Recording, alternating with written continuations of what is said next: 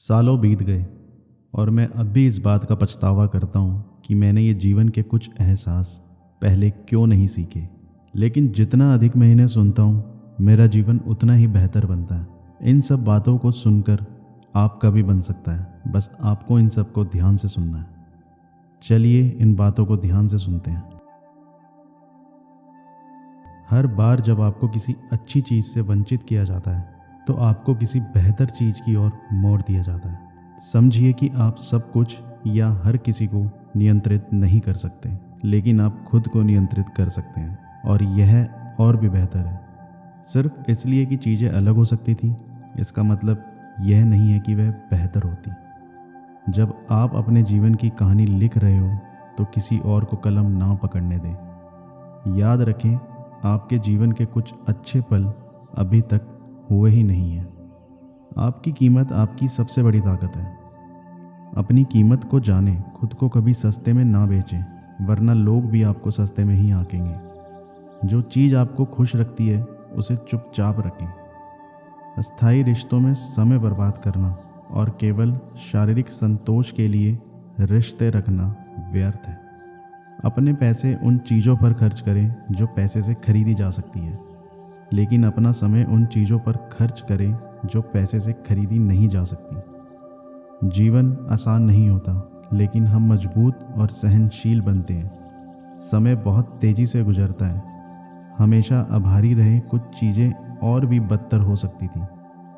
ऐसे जिएं जैसे कल का कोई अस्तित्व नहीं है, और वही करें जिससे आप प्यार करते हैं। पैसा अपने आप आएगा।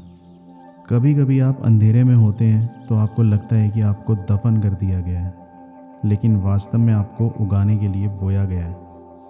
जिस जादू की आप तलाश कर रहे हैं वह उसी काम में है जिसे आप टाल रहे हैं।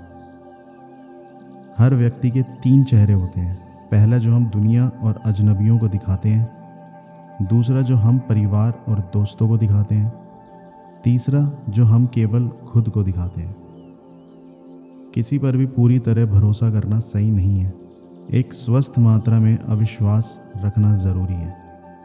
आपकी अंत प्रेरणा यानी कि गट फीलिंग आपके लिए सबसे बड़ी मार्गदर्शक हो सकती है।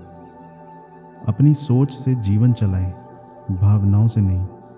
हर बुरा निर्णय जो हमने लिया है उसमें दिमाग से ज़्यादा भावना शामिल होती है। हर बार जब आप बुरी स्थिति में फंसते हैं तो उसे सीखने और सुधरने का मौका समझें। अपने जीवन को निजी रखें। एक निजी जीवन एक सुखी जीवन है। कई बार किसी भी चीज़ के बारे में बात ना करना ही बेहतर होता है। हर किसी को खुश रखने के लिए हाँ ना कहें। पहले खुद से पूछें कि आप क्या चाहते हैं। क्या आप इस काम को करने के लिए सक्षम हैं? क्या आप ये काम करने के लिए सामने वाले को हाँ बोल सकते हैं? जब आप पूरी तरीके से अपने आप को मना लें उसके बाद ही हाँ बोलें। अगर चीज़ें ठीक की जा सकती हैं तो शिकायतें क्यों? और अगर चीज़ें ठीक नहीं हो सकती तो शिकायत का क्या फ़ायदा? अपने दोस्तों का ध्यान रखें। वे आपकी मदद करेंगे, लेकिन यह भी सच है कि वो नहीं चाहेंगे कि आप उनसे ज़्यादा सफल हो। अपने जीवन को समझदारी से डिज़ाइन करें और इसे दूसरों की उम्मीदों से प्रभावित ना होने दें। अपने जीवन की जिम्मेदारी खुद लें। किसी और को यह मौका ना दें कि वह आपकी कहानी को अपने हिसाब से लिखे।